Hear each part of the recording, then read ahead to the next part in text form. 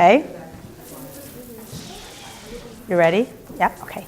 So first of all, thank you everyone for coming back tonight. This is the second class in our mikvah series, brought to you by Neshei Chabad of Morristown, Mikvah Beis Chana, and mikvah.org. Tonight's class is Lili Neshmas Reb Elimelech ben Tzvi Yaakov. It's a difficult week for our community, but we cannot cancel the class because the biggest chus for the Neshama is that we are all sitting here and learning. Thank you to America's Suite 302 for the broadcast to the Shluchais. Thank you for everyone who participated in sponsoring this series, in the refreshments, in setting up, in manning the broadcast tonight. A reminder that courtesy of mikvah.org, you have a complimentary mikvah checklist. If you didn't get yours, you can come to the table afterwards and pick one up.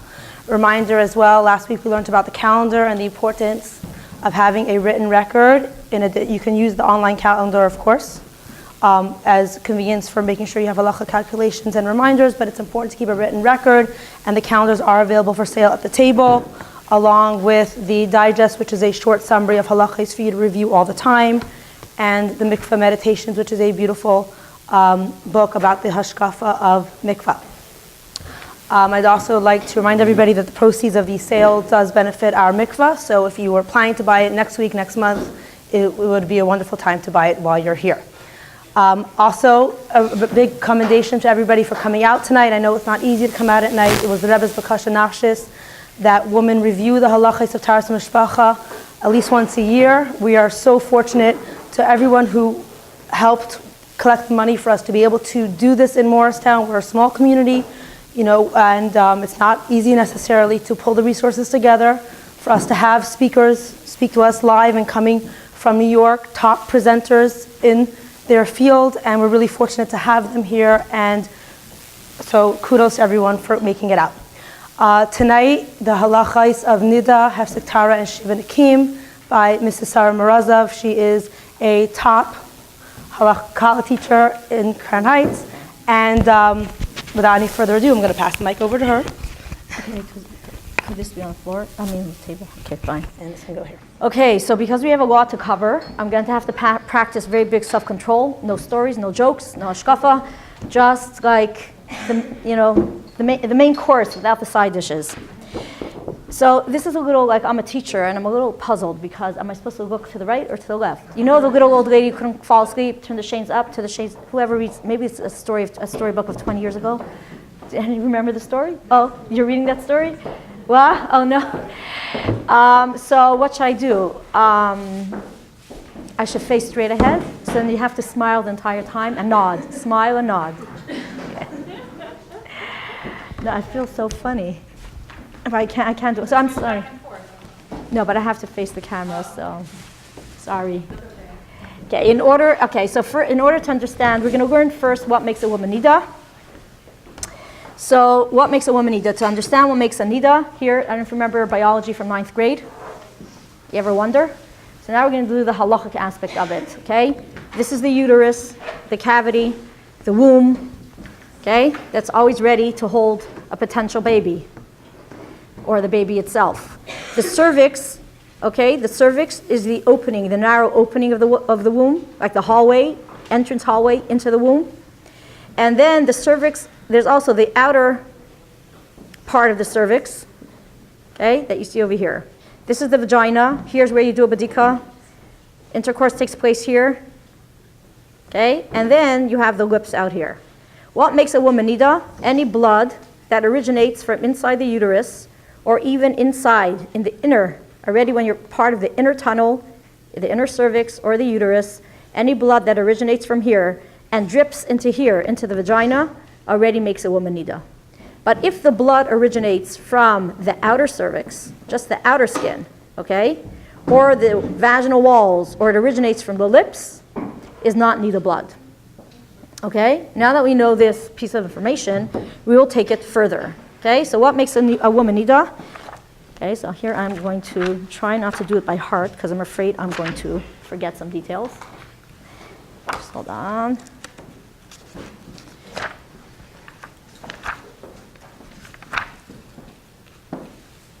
Okay, so now that we learned the rule that any blood that originates from the uterus and enters the vagina makes a woman Nida, Okay, this doesn't matter. It's regardless if you're pregnant, if you're nursing, if you're single, if you're married.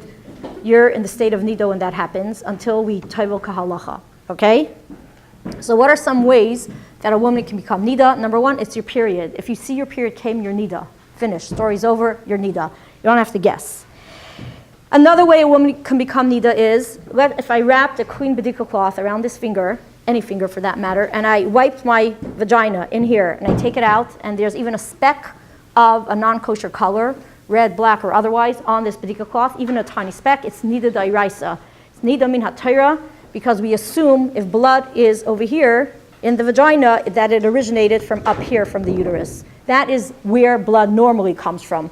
That's the normal chazaka. That's how women find blood in the vagina normally, that it originated from the uterus, okay? Now, if you have reason to believe that perhaps the blood that you find in the bedikah cloth or the non-kosher color, we're going to use the word blood, but we really mean any non-kosher color. That's really the halachic accurate term. Okay, so if you have reason to believe that this unkosher color on your bedikah cloth originated from someplace else, not from the uterus, perhaps you thought you had a scratch, you had a wound, there was something going on the outer cervix, you have reason to believe so, you cannot just take matters in your own hands. And it's not a guessing game. Because this bedikah cloth, what's another name of a bedikah cloth? Aid. What does an aid mean? Witness. A witness. So you had a witness bearing witness that there's blood in the vagina. Okay? What do you need now to undo that witness? A halachic witness. Okay? A halachic witness has to say, I see blood coming from someplace else. Or I see that perhaps earlier blood could have come from this sore, this scratch, this irritation, although right now it's not bleeding, but I could assume that 5 hours ago or a day ago that could have happened. Let the halachic witness, it could be a frum person, it could be a frum doctor, there are nurses, I don't know if Morristown has a bedikah. No, so you have to go to Muncie. Okay, so it's a good job. One of you can learn to be a bedikah. I think it'll be a great service for this wonderful community that avoid one extra schlep. All the schlepping can make you a little, okay? Anyways, is a bedikah a paisek? What is she a witness, a aid. The doctor is a witness, the bedikah is a witness.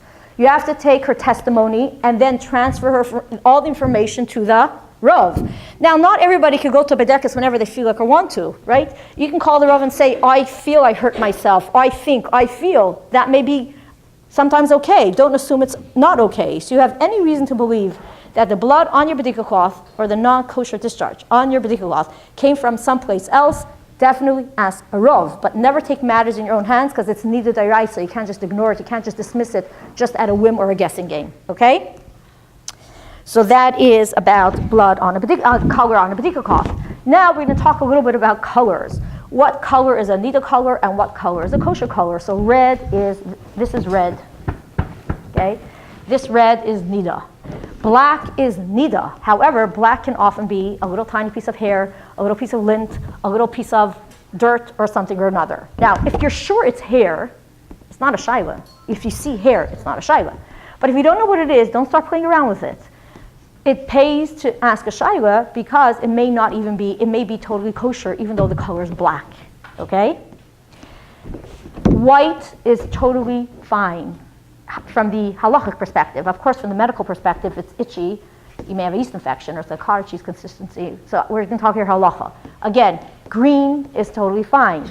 Yellow, lemon-colored yellow, ester-colored yellow, pure yellow is a totally fine color. It's healthy for a woman to have a vagina that keeps discharging, keeping itself clean. Yellow is totally fine halachically.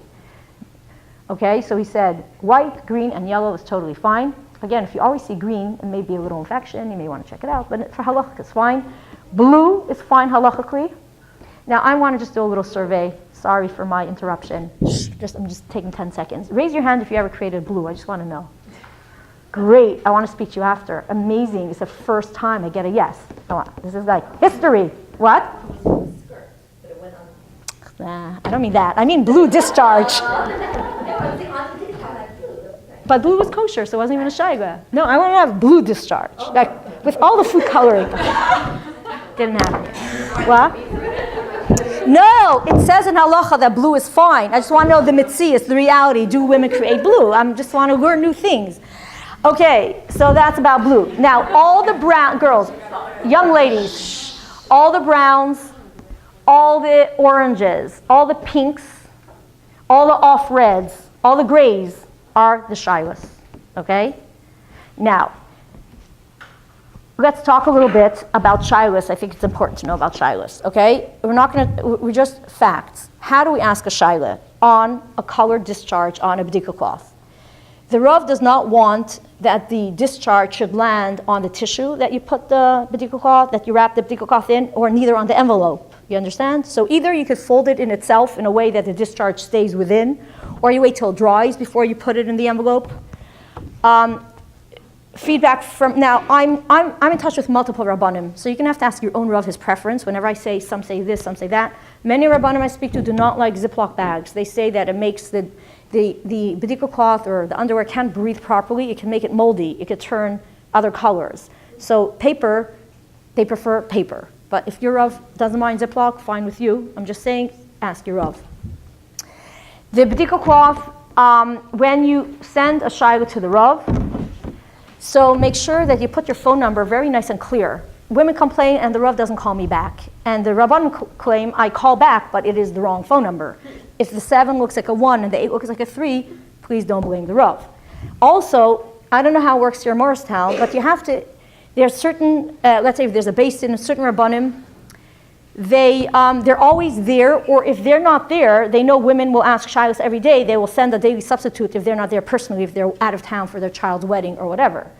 But if you're ever mailing a bedikah cloth somewhere because you're on shlichus and it's easier to mail it than to actually bring it, please call the Rav in advance to find out if he's home and what kind of mailing he prefers. I don't know what goes on here in Morristown, but I could tell you in Crown Heights. There's USPS, there's FedEx that becomes USPS, that packages just don't arrive, and you have to go to the post office to pick them up, and such a hassle.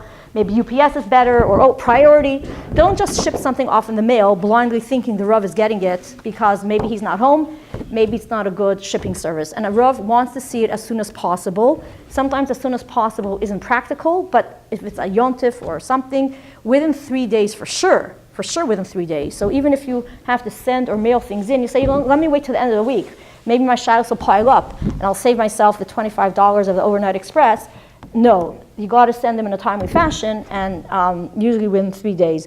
If you think the Rav won't notice what's on the bedikah cloth, don't write on it with a pen. Arrow, here's the shayla. You know, if you have to actually point it out with an arrow, chances are it's not even anything that is even a shayla in the first place. But if rather describe it on a paper or something, if you have further information about it, rather than actually writing on a bedikah cloth. I'm just giving you feedback from Rabbanim. It could be none of you ever did this before. So it's important also that the Rav knows where you did a bedikah. There was a reason for that. So when is the shayla? Is it for a hefsek tahara, for shiva nekim, when you're expecting your period, etc. Exactly when the shayla is, because it will help with, sometimes we're lenient, sometimes we're more strict. In addition, when you have a shayla, if you are in a pregnancy, if you're in the first 3 months, it's different than the next 6 months. If you're within 24 months after childbirth, there's some leniencies, but if you got your period already, there's a different set of circumstances. So the Rav should know what your circumstance is. The Rav is not a Navi. Do you want the Rav to be a Navi? I don't think so. Okay, well he isn't. So he needs the facts. If he gets the fuller picture, he could have a better psak. So does it work that if we don't give information, they just assume that it's what? I don't know. Speak to your rabbi. If he never asked you, he needs more information, then maybe he just does his own method. Sometimes it, lands in the hands of someone I don't know. Okay, maybe we should leave questions for the end, but that's, if you want to know information about that, ask your Rav how he prefers. I'm just getting no feedback from some Rabbanim. If they see the whole picture, they could have more facts to weigh when they decide. I also want to tell you that sometimes if you have an unclean bedikah cloth, you have to put it on your calendar. So whenever you have a shayla and a bedikah, sometimes the bedikah is no good, and sometimes it even has to go on the calendar. So when you put the information on the envelope, always add, does this need to go on the calendar? Now, if you're asking a shayla in underwear, now we're talking about asking shaylas, I want to say some women do not like to drop off their whole underwear to the Rav or bring it personally, so they cut the crotch and they put it in the envelope. You have to specify that this was found on an underwear, that this little piece of white material was not used as a bedikah, because we know there's differences, vast differences in halacha if this stain was found on a bedikah cloth versus a piece of underwear. The Rav, shouldn't have to kind of be a prophet in this way. And also, if you're actually dropping off your underwear at the Rav and you're not bringing it personally, the question is, how do you want to get it back? And if you plan not to get it back, you have to give him permission to dispose of it, according to most Rabbanim. Because I've got feedback from Rabbanim that there is, I guess, at least one opinion that they can't throw it out. They have to keep it till Sheikh comes or something. I don't know what. So you have to write, you can throw it. Now, I didn't confer with the Rav in Morristown. I'm just saying differences of opinion, just from the different Rabbanims that I deal with. You understand what I'm saying? So it could be it's a non-issue, according to his opinion, but this is just feedback that I ask Rabbanim what I should share with a woman. Okay? Another way a woman could become Nida is called kinuach. What does it mean, kinuach? Dessert. Dessert, right. Because the dessert is the ice cream that wipes down the chont. Kinuach means a wipe, in this halachic sense. So kinuach is if a woman will wipe herself with toilet paper, okay? You wipe yourself with toilet paper, okay? So am I going inside the vagina for real? Not really. But can I have somewhat wiped at the entrance of the vagina? Or very real. So here's a question: if wiping with toilet paper is more like doing a bedikah, that would be Nida d'oraisa, or the toilet paper is more of an external situation, which would have the leniencies of the laws of stains, ketamim. We Chabad paskin stringently that toilet paper will be a serious issue.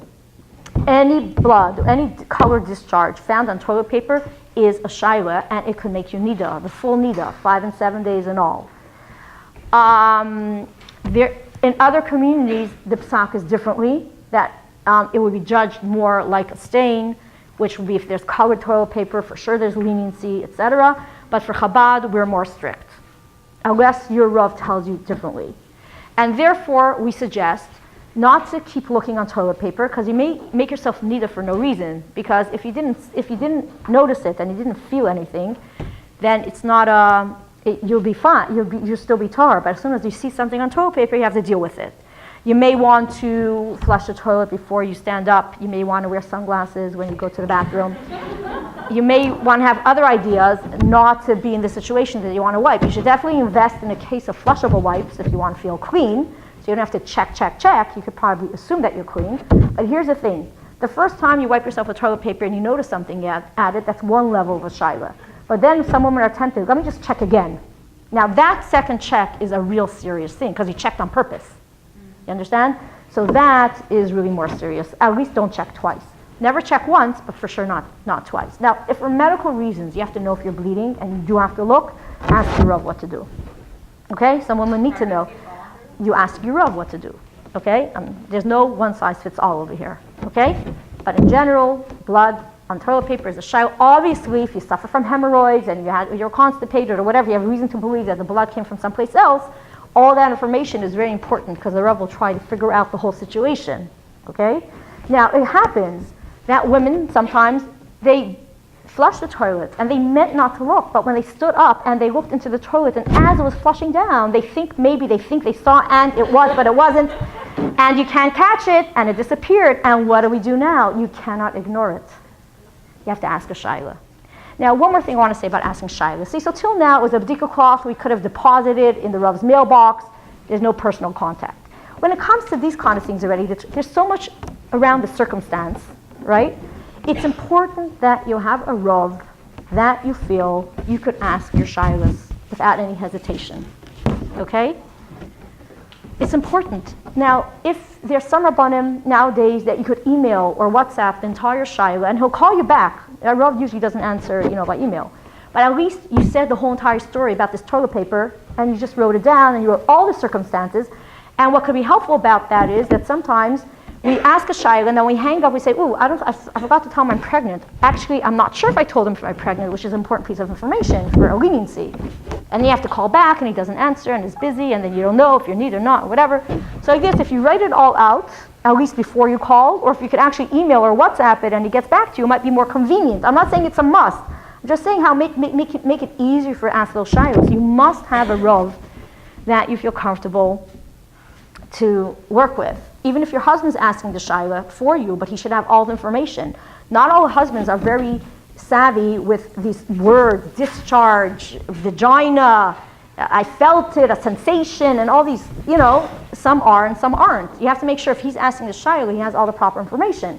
Now, in the olden days, a rov used to actually be paid. The community was taxed and they supported the rov. I don't know how it works here in Morristown, but definitely you'll feel much better taking a rov's time when you pay for the services. What service do we get for free nowadays? Let me know. No freebies. What? What's that? Okay. You paid for a phone plan or something. Okay? So, it's important that you feel comfortable with this rov. And if you don't feel comfortable, find another one. But you never go rov shopping. Once you find your rov, stick with the rov. Now, I will tell you, stick with the rov for another reason. Some people do go rov hopping. Today I'll call this rov, tomorrow that one, the other one. I'm scared to call rov, so I'm just going to try anyone. It's like instead of having a proper pediatrician or a proper obstetrician, you kind of go to the clinic. One day you see this one, that one, the other one, and one doesn't know from the other. Like this, if you go to a certain rov, he has an understanding of who you are, if you should be strict, if you should be lenient, what you're looking for. And when more sensitive shaylos come up, it's the same thing like a doctor, I go to a doctor, they know I don't like medicine. The last thing on my mind is to give my kid medicine, So they'll try everything else, And if I trust already this doctor, they're prescribing a medicine, it means it's time already. Like, we tried everything, please, okay? And there's a certain trust over there. Whereas the other woman is like, please, I have to go to work. Give my kid medicine today just because I just can't stay off from work. So the doctor's there to please, this mother, let's say, and we'll just say, fine, here's a prescription. So here it is, to keep tahara mishpacha, the only way you could do it properly is to have a good relationship with the rov. Okay? So that's all said and done. So that's about the toilet paper. So another way a woman could become Nida is through finding a stain, a kesem. Now, how does halacha define a stain? A stain is something that's found on an external surface. That means you didn't wipe inside the vagina with this. There was no wiping. It was found on one step under. It could be anywhere that it could have come from your vagina, uterus, vagina, and out. So underwear, it could be a slip, it could be any garment that would have come in contact with that area. It could be a bath towel, a bathrobe, bedding, sheets, okay? Or your body. Where on your body? Not your nose, unless you were doing a somersault and your nose was without underwear and your nose was touching whatever. So you have to think practically. It could be between your legs. It could be on your finger. Maybe when you were wiping in the bathroom, your finger, picked up some of the discharge that didn't land on the toilet paper, for example, okay? So you didn't go on the inside and you find a color, of a non-kosher variety on one of these surfaces, okay? What do we do then? So for a woman to become Nida from a stain, from a kesem, 3 conditions must be present. All 3, not 1 or 2 or 3. 1 plus 2 plus 3 equals Nida. And if any of those conditions are not there, she's still tahara. And this is another thing we have to explain, we have to understand as women. We're not asking ourselves, where did this stain come from? That's not the question. The question is, does this equation equal Nida, or does this equation equal tahara? It happens to be that the laws of Tuma and Tahara are not necessarily based on logic at all. It's a chayk. And you could say, what's the difference if the stain is on white underwear? The exact same stain in the exact same spot. And here my underwear is white, and here my underwear is pink. What difference does it make, white or pink? I think I know where it could have come from. Where else could it have come from if not straight down here onto my underwear? The question is not where it came from, etc. The question is, does this equation make me Nida, or does this equation still keep me tahar? Okay? What are those 3 conditions? Number 1, the stain has to be found on a white surface. Okay, we're not talking about the body. A stain found in the body, your body's not white, it can make you nida. We're talking about any other surface. If it's found on a white surface, it could. One minute. We're talking about a white color. We'll soon talk about toilet seats. Yeah, white. If the surface has to be white. If the surface is colored, it does not make tummy. Okay? In halacha, there are two colors. There's white and there's colored. Colored means anything other than white. So if it's found on white, it could make tummy. If it's found on colored, it will not. And therefore, hold on. I'd like to maybe leave the questions a little later because it may be answered. And therefore, Chachamim suggest that women should wear colored garments so that they will avoid the shilas of stains, except for the 7 clean days when you must wear white. Colored means any color. Now, sometimes in patterns there are some white dots and lines and things. You may go into shilas if that happens, because you'll have to ask if it's partially on white and partially uncolored. So if you want to avoid all shilas, make sure the pattern is completely colored, both the outside and the inside. Okay? Now, some people suggest using black underwear. There is a big controversy by Rabbanim if black underwear should be used b'chlal. And some will say it could be used generally, but not if you're expecting your period or at a time where you have to know if stains are arriving. So it used to be, again, when I taught this a while ago, it wasn't as I'm saying now, but this is a change that has come up in the last 2 years for sure, that if you want to use black, where you won't see anything, ask your Rav if he's totally okay with it, and I will let you know there's like totally no, stay away from it, and totally okay, and somewhere in between. Your Rav will have to tell you, also based on different circumstances, okay, about using black. Some people suffer from anxiety. The Rav may suggest to use black. They shouldn't notice little things, because we can say, look, I see the blood on my pink underwear. Like, don't touch me, husband. You know, halachically, you're tahara. There's no reason to be concerned. But if you suffer from some of that, the Rav should know about it. He may say, listen, I'd rather you don't notice little things, because between you and me, women will know, even if it's not black, if there's really something coming out, you'll notice it even on black. Unless you wear very plush underwear, I don't know, but, okay? So that is about black, okay? A second condition is that the size of the stain. If the size of the stain is smaller than what halacha calls a gris, which we call an American dime, okay? You could ignore it. It does not make tummy. If the size of the stain is the size of a gris or larger, it can make tummy. Now, stains don't normally come in perfect circles. So there is a sefer from Rabbi Jacobs. He has a paper there in the index, and the appendix, of the surface area of the size of a gris, that surface area, but in different shapes. So you can have an idea if you could ignore this, or this is something that may be problematic. Another important piece of information is that the stains if they're not joined together, they don't add up. So each stain is judged separately. Is this a gris? Is this a gris? Is this a gris? But if they're connected, then they do add together. Of course, if you had a fold in your underwear, and you know the stain, it was one stain that you unfolded the underwear, and that's why it's separated, you have to ask a Rav. If, like, when it's folded, it's the full gris, and when you unfold it, because you know clearly that it was definitely folded when that stain appeared, ask a shaila about that as well, okay? On your body, any size is a shaila, even a speck. If you notice a speck of blood on your body where it could have come from your private place, you have to ask a shaila. The tiniest amount is a shaila. I also want to add that because the laws of stains are less severe, they're less strict, it's d'Rabbanan, not d'Oraisa, so also the colors, a color on a bedikah cloth would be very strict. On an underwear, there are more leniencies, so don't assume that you had a huge brown stain with red in the middle. Not always is all the browns part of the size of the gris of the red, you understand?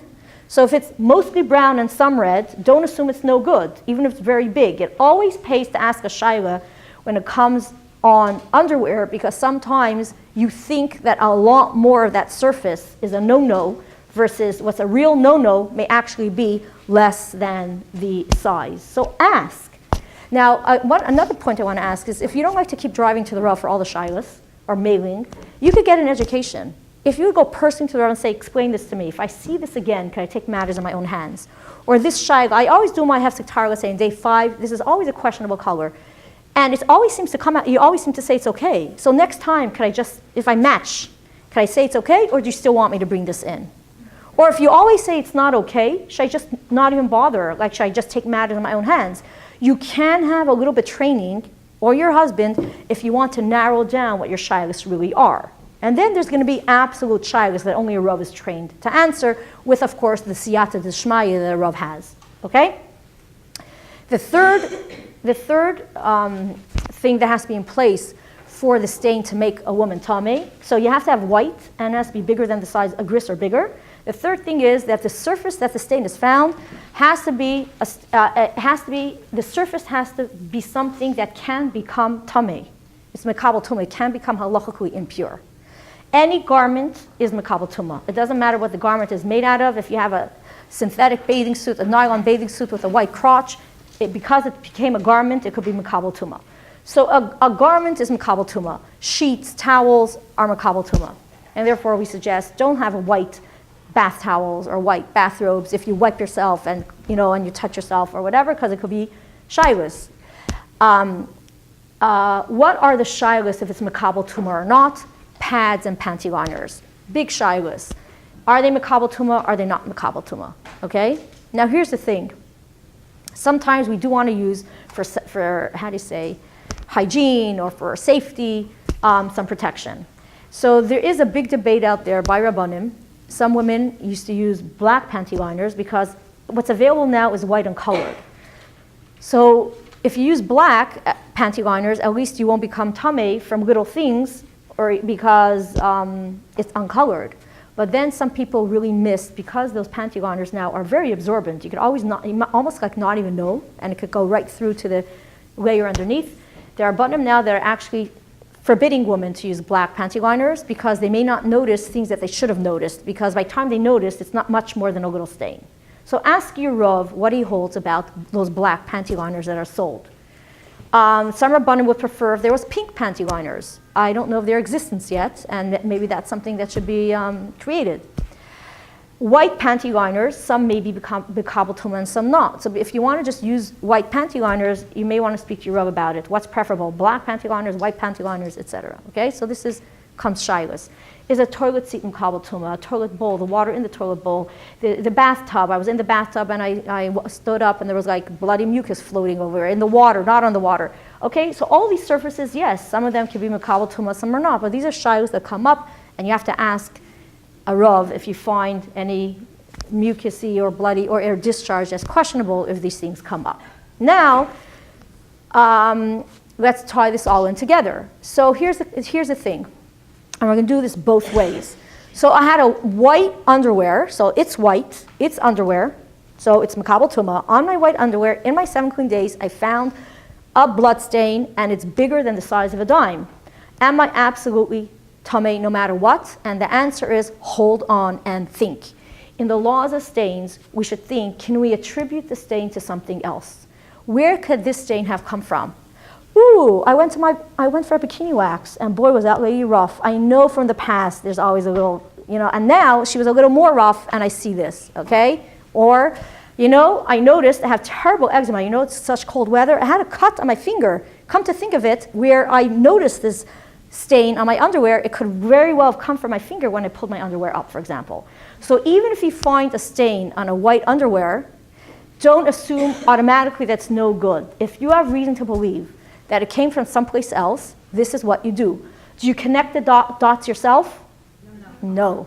Ask a Rav. And then ask a Rav, if this happens again, do I have to call you back? Or if the same situation happens, I could take matters in my own hands. Now, obviously, if you see a nosebleed right on your white sheet, did you see it? Okay, it's not a shaila. We're talking about if I didn't see it, if I have to start putting 2 and 2 together. Because the laws are very complex, and it's not always logical. It has to do with laws, like equations, okay? So always ask a shaila, because even if you find more than the amount on the white, etc., it could be that you could say because it was from someplace else, you could still be tahar. Okay, so think. Now let's do the other way around. So does that mean on my colored underwear, I keep finding stains on and on and on? And they could be bigger than this size or smaller than the size, but because it's in a colored surface, right, I'm still tahar, because only if it's on a white surface will I be tamei. So if I'm staining on a colored surface, am I tahar forever? Now, I want to just say that I really should say tahira. A woman is never tahar. She's only tahira. But because when the book was written originally, this Kisudin Tahara, everything was in the male version, tahar, so I'm so used to it, so I'm using tahar, but it's grammatically incorrect, okay? But I'm sorry about that, it's just habit. So getting back to here. So on my pastel underwear, on my blue underwear, on my pink underwear, my whatever, I keep seeing stains, stains, stains, stains, stains. So am I tar, or what? And the answer is, in these 4 situations, you must ask a shaila if you're still tahar, even if you see stains on a colored surface. And what are those situations? Number 1, if it's when you're expecting your period. So is this a surprise? Because a stain usually comes by surprise. Is this a surprise? Here, hey, wait a minute, maybe it's the beginning of my period. And if it's sometimes the Rav, there are different opinions about if the beginning of your period was just stains, if it makes you Nida or not, your Rav will tell you. So if it's when you're expecting your period, that's number 1. Number 2, it wasn't just a stain, it already leaked through to the next garment, through my underwear to my pajamas, through my underwear to my pantyhose, or something like that. Then it's not just a little stain, it's something more than a stain if it's already leaking through. Ask a Rav if this is still considered a mild stain, or is this considered like a mini flow of some sort, okay? And in this would be included if it wasn't just a stain, you had a blob of mucus tinged with blood. So it's a blob, it's not just a stain, Ask a shaila. Number 3, you felt unusual wetness.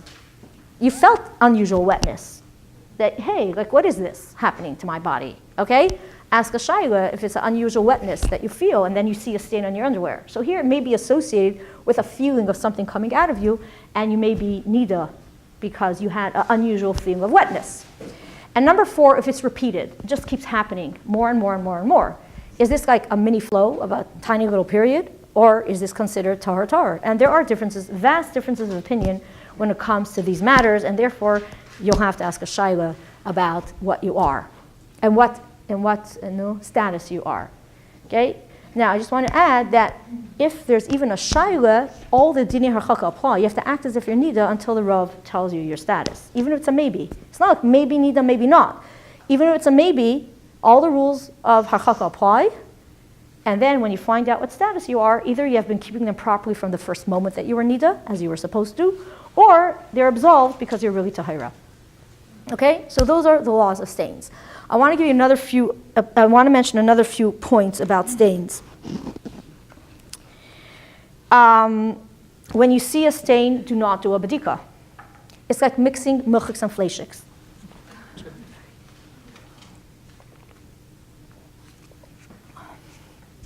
Okay, do not do a bedikah. If you have repeated staining, there's something going on with your body. So don't ignore it. Fluky things can happen. If you stain once or twice, strange things happen, move on with life. If you're going through a hormonal shift and they're staining, meaning you go on some hormonal therapy, birth control, different ways, or go off it, staining is normal, not, so nothing to fret about. You may want to speak to your medical professional how to tweak the dosage if it's ongoing, too much, that you're needed for a long time, okay?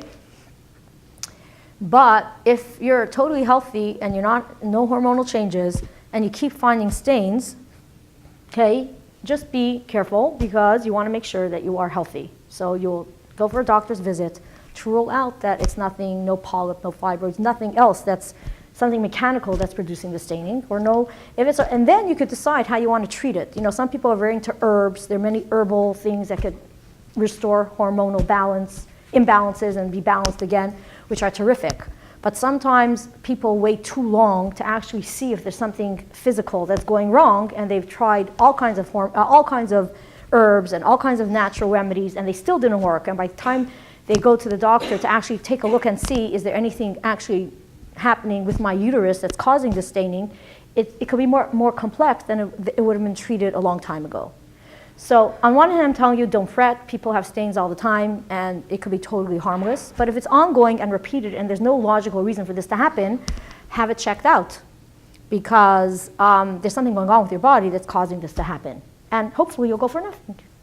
And if there's something physical, the doctor will have to take care of it. And if there's something hormonal, it could be your choice if you want to use natural remedies to restore balance or medical stuff, whatever it is. There are different options.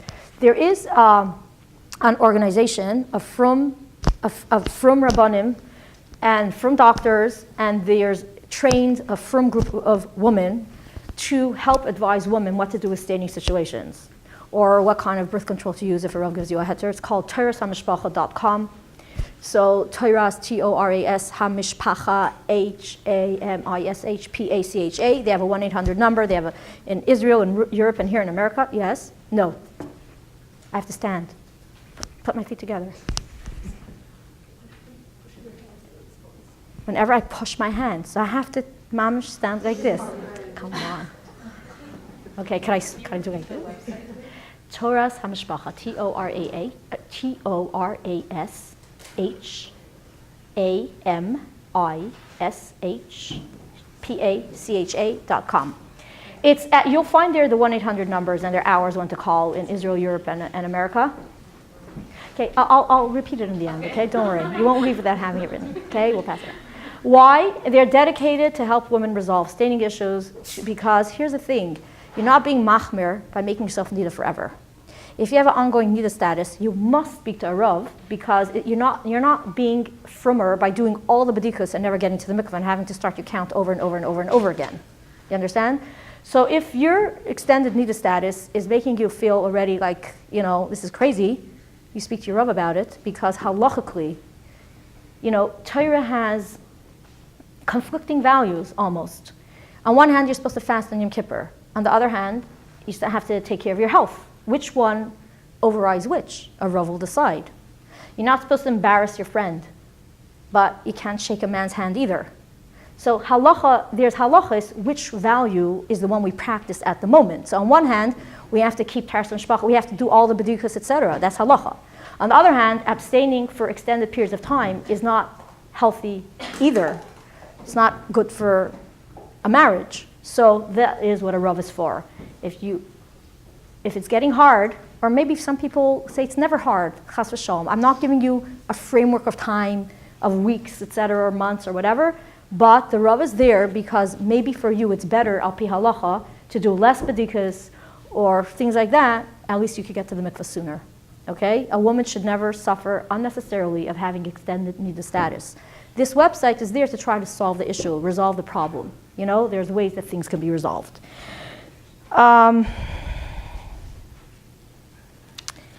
Okay, another way a woman could become tameh is, so here we said that a stain, right, will make Nida only if those three conditions are present. In a different category, and I'm not going to go to the halachic background, is if any blood is found in urine, you always have to ask a shaila.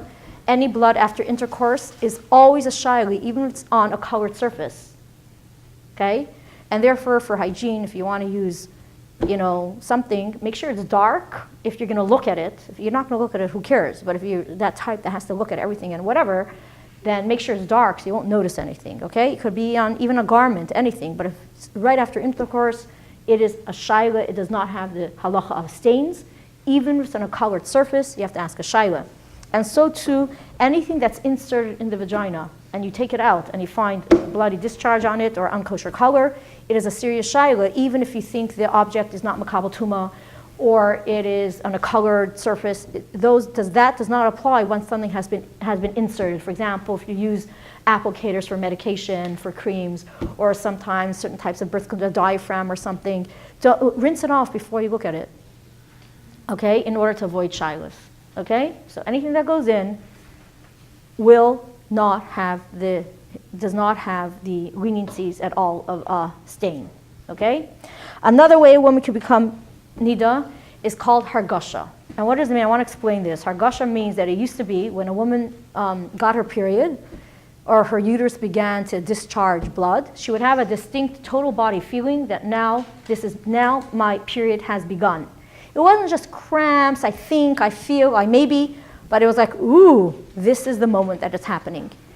And what did she do at that moment? She went to do a bedikah to see, because if it wasn't her, it for sure was her period, but if it wouldn't be her period, she had to attribute this feeling to some other kind of strange discharge that's not normally found in her vagina, that's what her uterus had released with that feeling that went along with it.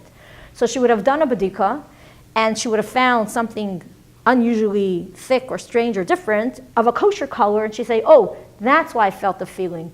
That's what my uterus discharged. It wasn't my period. But if she hadn't found something to attribute this feeling to, she would be Nida regardless, because a woman only got her, that's how normally a woman got her period. She had this feeling. So if she had this feeling, it means for sure blood was released. If it wasn't blood, prove to me that it was something else. Now this is very rare. This true hargasha, which is Nida d'oraisa, is very rare. It's very rare.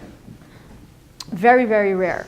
So if you have this, you ask your Rav Shai what to do. If you're meant to do a bedikah, if you have this feeling, to make sure it's either your period or it's not, or something else. Here it is now. Most women nowadays can have another two types of feeling. One would be just wetness from the outside. If you feel like wetness or some mucus just on the outside between the lips, that's totally nothing halachically. But then there's women who can feel some discharge running down, flowing down their vagina. If you feel something flowing down the vagina, what do you do about it? So here, I'm giving you the standard halachic opinion, although there are varieties of leniencies and stringencies. The standard is the first 3 times in your marriage that you have this feeling of the discharge running down your vagina, do a bedikah. And after 3 times you prove it has nothing to do with your period, then for the rest of your life, you could ignore this type of feeling. This type, unless there's a new type of feeling, do you understand? But this type of feeling you could ignore because you proved halachically that this feeling is associated with nothing that has to do with bleeding at all. Okay? Now, not every Rav holds by this opinion, so this is something you have to consult your Rav about. But don't say, I feel hargasha, because that's only the true feeling of the onset of your period. And no other time do you have this feeling, only at the moment that the period began, and no other time till the next month, etc. Obviously, if it's after relations and you feel what's dripping out, you know what it is. You don't have to go do a bedikah and find out what that is. So this is, and by the way, back to the toilet paper, do not do a bedikah after you find blood on toilet paper either. Okay? No bedikahs for this either. Now comes the next. Another way a woman can become Nida is called psichas harechem, which is the opening up of the uterus, which would come from stretching apart or dilating the opening, the cervix. You cannot do it to yourself. You're not opening yourself up. Okay, this happens by labor, by birth, or by artificial means through certain medical procedures. And a woman who experiences this opening up of the womb will become Nida even if there's no blood. How does that apply today? So first, let's talk about doctor's visits. Now, if it's a he or a she, there is a letter from the Rebbe that women may feel more comfortable with a female because they feel more emotionally connected or psychologically felt understood by a female rather than a male. On the other hand, if you're more secure with the expertise of the male, it's perfectly fine to use a male medical professional. So that's really up to you. If you do use a male professional, you have to know the laws of yichud. I don't know how it works here in New Jersey. I know in New York City for sure. I know about New York State. Doctor's not allowed to be alone with a female patient if they're having an exam. It's illegal as well. Okay. A female attendant, okay, because of harassment, not because of halacha. But so we're safe in New Jersey as well. But if any of you move out of a different state, not necessarily is this a rule, and you'll have to know the laws of yichud if you have a male. Even if it's a female doctor, she must have +70%. Even wow, beautiful. Okay, good. Whatever the case is. Okay, for the laws of yichud. Another thing I want to tell you is as follows. And because there's people here that are watching that are not necessarily from communities, I want to explain something that I came across in my way many, many times. And that is, we women, if you want, we want to list our vital organs, of course, the brain, the heart, the lungs, etc. For us, the uterus is a vital organ because in order to fulfill the mitzvah of purvu, we need to have a very healthy uterus. Out there in the world, once a woman has a baby or two, like the uterus becomes like, who needs, like babies, Not really. So they may choose, okay, medical treatments that not necessarily will preserve 100% fertility. They're doing what's easier, or actually I should say what the insurance companies tell you to do. But we have to make sure that the choices that we make are there to preserve our fertility. It won't leave scar tissue. What are the, so always ask if you're out there, if you're faced with a medical issue and there's a remedy to it, ask, how will this affect my fertility? Okay, that's number one, because not necessarily is this taken into account out there. I had a few situations where shluchos, actually, there's a very kind doctor who deals with fertility issues and other medical issues in Brooklyn that I got to know. He's so kind. He lets shluchos email all their, their tests and results, and he'll say, no, that's not a good idea if you want to have kids. I'll tell you something else to explore. And I know shluchos who went ahead to be healthy and had babies after, you understand? You have to be careful that the choices are not dictated by the medical insurance, but they're dictated by what will help us fulfill the mitzvah purvu to the best of our ability for the most years to come. Another thing you have to be careful as far as if you have a doctor that does not deal with from patients. Medical staining and halachic staining are two different languages.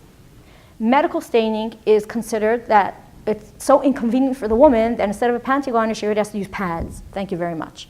For a frum woman, staining means a tiny speck of blood on a bedikah cloth. That discounts she has to start all over again. So frum doctors will know if they prescribe hormones or something like that. Number one, they'll know which ones are more effective for a frum woman to keep her tahara for the longest. And therefore, the tahara mishpacha will help guide a woman who doesn't have a doctor that knows this on their own. Or there's this type of IUD, that type of IUD, which one is better? Out there, they don't know. Frum women have to be wise in their choice making because of the repercussions that could happen with staining, etc. Or another example would be, when we say, oh, I'm staining for so long, I can't get to the mikvah. That doctor has no idea why, how our quality of life is totally affected by this. He's saying, oh, you're within 2 years of birth. Yeah, you could stain a little, what's a big deal, go home, But for us, we have to emphasize, no, it's a big deal because it affects our marriage relationship. And we want to search earlier for remedies rather than waiting. Sometimes a girl says, oh, I went to the doctor. Oh, he said it's nothing for 2 years. So for 2 years, she's suffering because the doctor said it's okay? No, we don't suffer.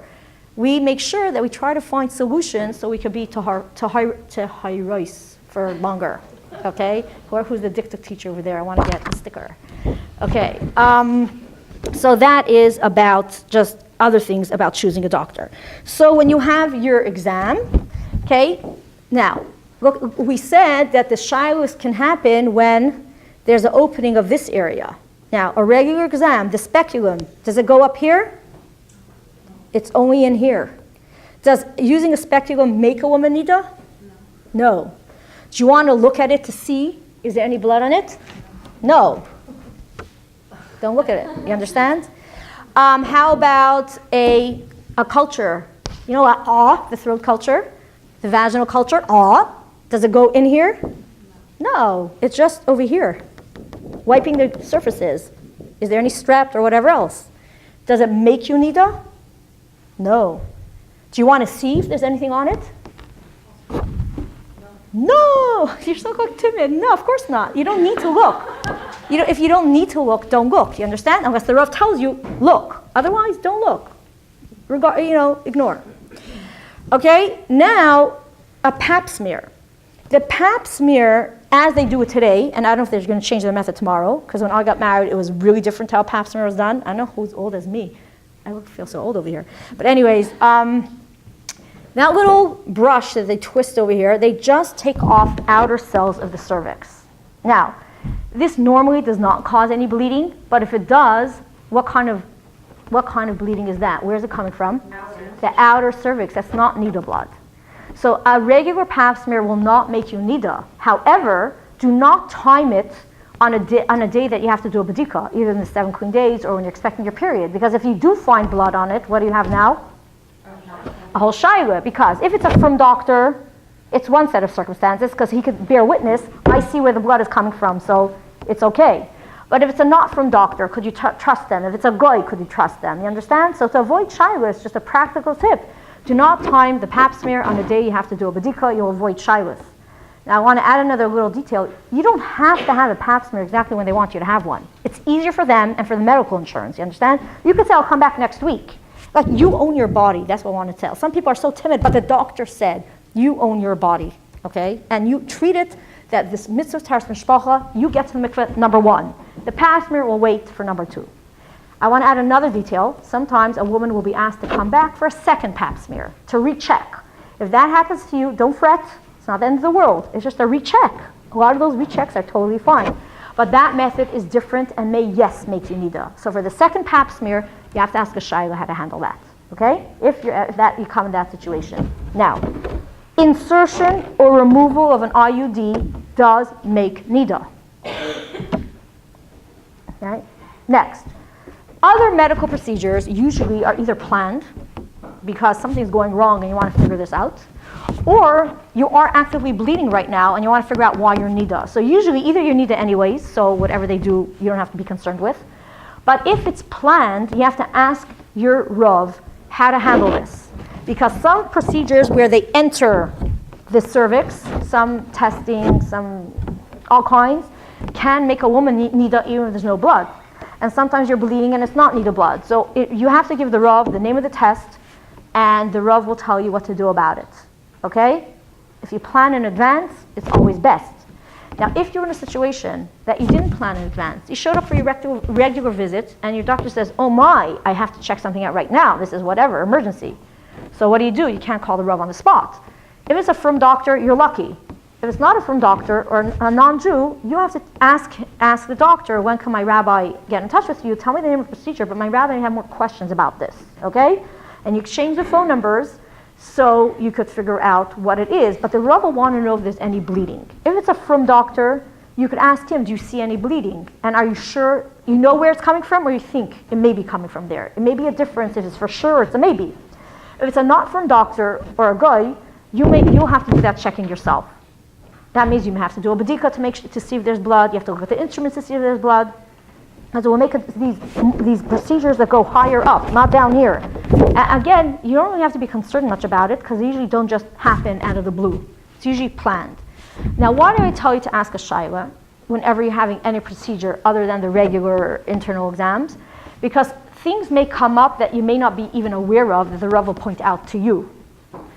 Interesting situations. Sometimes they insert dyes, and then you're leaking a dye and you're not sure what to do about that color, especially if it's your 7 clean days. You want to already count your 7 clean days and there's other colors mixed in. Let's say, what? It doesn't matter. No, not yet. Okay. Now, thank you. But I want to give you another detail. Sometimes a woman needs a certain procedure, dafka, close to her ovulation, right before or during the 7 clean days, and she knows that will make her nida. So she says, you know something, why should I bother doing a hefsek tahara? Because anyways, I won't be able to have my 7-day count. It's going to be interrupted by this procedure, and I'm going to have to start all over again. And the Rav will point out to her that you have to do a hefsek tahara at the end of your period regardless, because for our calendar, we have to know when our period's over. And if we're going to wait an extra 3 days because we're having a test, our calendar will be inaccurate. The haflaga will be inaccurate. So you have to do one hefsek tahara because your period's over. And then, once the procedure is over, you do the new hefsek tahara, and then you count your 7 clean days. I'm just giving you an example that it's always best to ask a Rav. I'm having this procedure, what should I know about it? The same thing, if you have a heter to use birth control, every method has a shayla that comes along with it in halacha. So you go back, if your Rav says use whatever the doctor says, go back and say, I'm using this method. Is there anything in halacha I should be aware of it? And I'm not going to go through each one, but each one has a little, you have the nuva ring, should you take it out when you do your hefsek tahara, do you take it out when you toivel, etc. IUD, what do I do with the staining, what about the string, do I have to clean the string before I toivel, if it's hormones, what do I do with staining, does it affect my calendar, like some things you wouldn't even think about, but it's always best to make sure that all bases are covered sort of halachically, okay? So that is about doctor's visits. During labor, a woman will become nida. You have to ask your Rav shayla, at what point in labor will I become nida? There are variations, and you have to have clarity, because the moment you're nida, guess what? All the dinei harchaka apply, unless, of course, there's a pikuach nefesh situation or whatever, but we don't plan for that. If you're nida, that's why you have your midwife your doula, your mother, your someone to go along with you, so to avoid your husband doing things unnecessarily. You understand? You plan for it, but you have to review those dinim. They apply right away. And you should, by the way, you should also ask a shaila, at what point in the labor does my husband not belong in the room anymore? Okay? That is about the labor. Now we have miscarriage and birth. Both make nida. Miscarriage will make nida. You have to ask a shaila about a miscarriage, what to do about your calendar. If it's an early miscarriage, you also would ask for any miscarriage, but make sure that you will go to the mikveh at the right time. So if you have a miscarriage, you should ask a shaila, is there any restrictions with when I get to the mikveh? And what to do with the calendar, how it affects the calendar. Okay? So that is about a miscarriage. I was also asked to share feedback from Rabbanim, which again is not necessarily how you become nida, but as long as we're talking about miscarriages, some misinformation. Some information that people don't know till it's too late. If the fetus is fully formed, it needs a burial. Okay? So some people didn't know that and would have loved to know that before. And another thing is, if the fetus, usually they say, if the fetus already has grown to 10, 12 week size. Now, often the fetus already has stopped growing earlier, that even though you're carrying it 12 weeks, but it's only a 9-week fetus. So the doctor could see, whoever is doing it could see if it's fully formed. And if you're at home doing a natural miscarriage, it's usually only earlier than that, when 6 weeks or whatever, which is not fully formed. Usually a doctor wouldn't want you to be home if it's at that stage already. But ask your Rav. Another thing is, I don't know how it is in New Jersey. I assume it's just like in New York nowadays, that they'll never do a DNC without a good ultrasound. But all of your shluchas are living who knows where around the world. Never ever agree to have a DNC without a good ultrasound, because you never really know what's going on inside. A DNC there's a procedure that the doctor actually removes the lining of the uterus with whatever's in it. Just very quick, easy. They put you to sleep for 10 minutes and they just give a little scrape.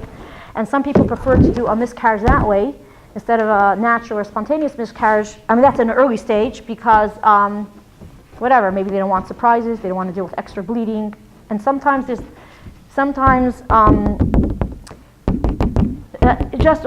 here in modern medicine, it's standard procedure. They make sure that the baby's actually not alive and there's no twin. You know, that one could be bleeding and the twin could be alive, you know? So that's the situation that can happen. So in New York, for sure it's fine, but because we're talking to around the world, I don't know what goes on in Russia and in China and in those kind of cities. So that's about a miscarriage. Childbirth makes a woman nida. Even a cesarean birth makes a woman nida, and you will bleed. Now, if you're having a planned cesarean, you can ask a shaila at what point you become nida. That is an interesting shaila. But I do want to tell you about after birth, okay? Some Rabbanim do not want you to go to the mikvah after birth if it's Shabbos or Yom Tov. That means because it's not mamish the end, it's not like a period is less, and it's over, right? Sometimes it's a little guessing game, like, is it really over? Should I try today to have sitar? Should I try tomorrow? Some Rabbanim prefer that you don't do a have sitar on Friday to go to mikvah on a Friday night or on a night of Yom Tov. Okay, some yes, some no. You ask your Rav. It's just want an awareness.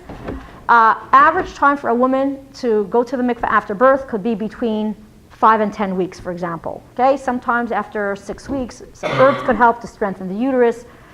But if the bleeding is schlepping, and it just happened to somebody, like, because this keeps happening, and again, how rare this is or how common, I cannot tell you statistics, because I can only tell you anecdotal evidence of things that come my way, which is usually the problems, not the healthy stuff. So I can't tell you.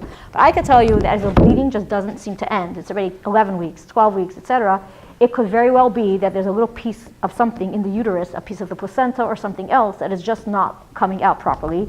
And that the doctor will only notice this with a ultrasound, okay, which they don't do at a 6-week checkup. So, don't let anyone say, oh, you're staining, you're breastfeeding, you're staining. It was already I would say 11 weeks, 12 weeks, and you're still staining, or, have it checked out.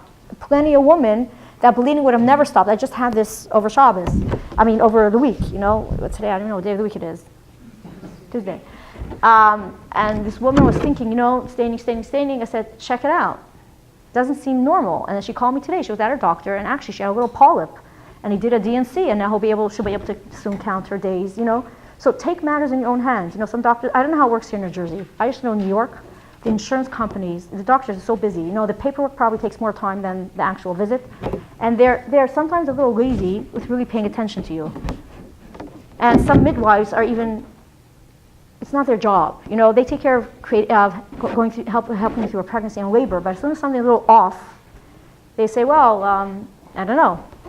So please take care of your health, okay? That is childbirth. And then one more thing, how a woman can become Nida is a woman's word is very trusted, okay? Just like when you come home from the mikveh, you say, I am tahara, or I toveled, or he could ask you, did you tovel? And you say, yes, my dear, my love, okay?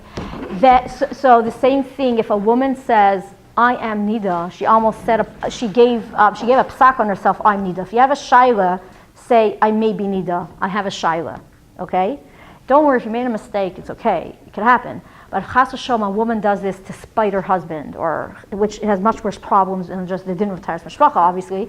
But just be careful with your words. Sometimes saying a woman is Nida may actually get her into the Nida status, okay? I just want to say one more thing, going back to the toilet paper. I know this happens, I just also have this, whatever is a recent story, like you'll hear about whenever I speak, because I feel bad. A woman will say, oh, I feel so bad. I looked at my toilet paper. I wasn't supposed to. I knew I wasn't supposed to. And I need to have to count 5 and 7. I feel terrible. So my response is, welcome to the club of reality. Every woman, if you didn't make this mistake yet, you will make it. I'm just letting you know. I hope it just happens at the right time in your life where you can laugh it off. But if you did look at the toilet paper and you did make yourself Nida, welcome to the club. You'll count your days. You'll have an extra chance to do the mitzvah of tefillah. Maybe just threw in another mitzvah in your lap that you weren't counting on. Okay? Another chance to toivel, okay? And you'll live happily ever after.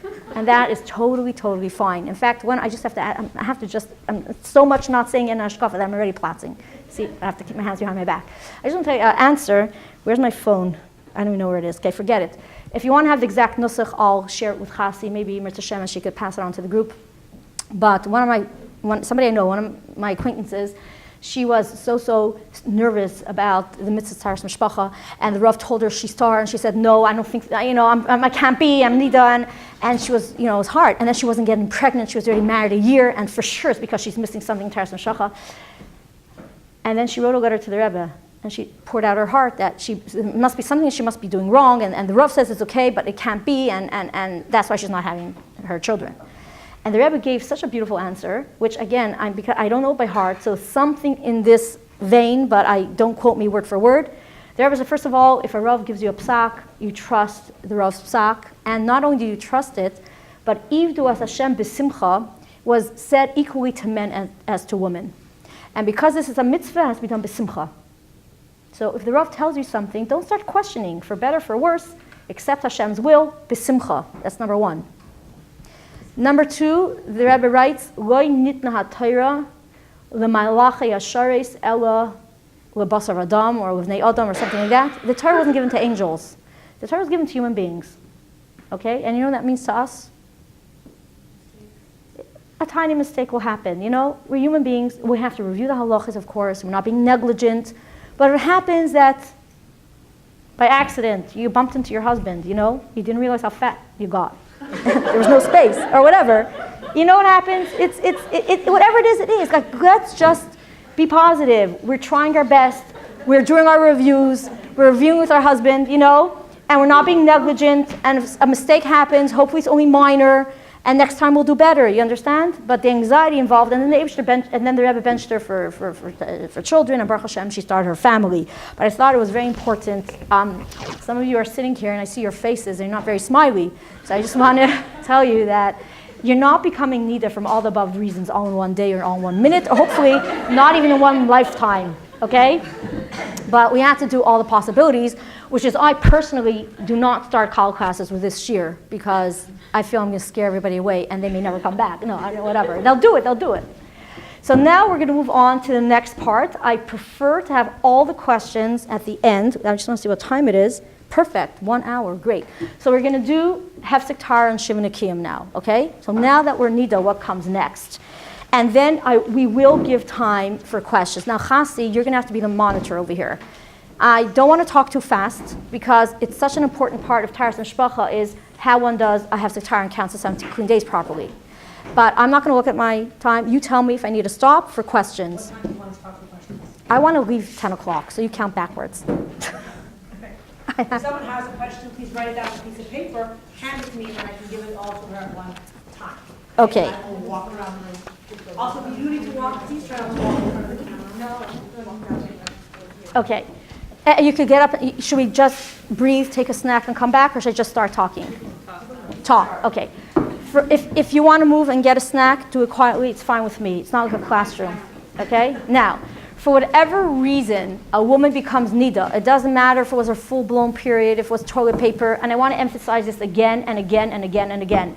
For whatever reason, a woman becomes Nida, there's a 5-step process in order for her to achieve tahara. Number 1 is a 5-day waiting period. Even if you became Nida from a simple stain, you cannot do anything until you wait the 5 days. Should I say it again? Okay, remember, it doesn't matter if you're pregnant, it doesn't matter if you're nursing, it doesn't matter what situation you are in life, okay? If you are Nida, you have to wait a minimum of those 5 days. That's step number 1. And we're soon going to discuss how do we count days. So number 1, a 5-day waiting period. Number 2, how do I prove the bleeding is over or the flow is over? Check my toilet paper? No. The halachic procedure to prove the bleeding is over is called the hefsek tahara. After that, we have 7 consecutive clean days. It's called shiva nikiyim. Then we have cleaning our body and checking our body. That's called chafifa. And then we have tvila, which is a kosher tvila in a kosher mikvah. You need both. You have to have a kosher tvila, and the mikvah itself has got to be a kosher mikvah. What happens when you come out of that mikvah? What are you now? Tahara. Thank you. Can never be tahar. What? 5-day waiting period. Hefsek tahara. 7 consecutive clean days.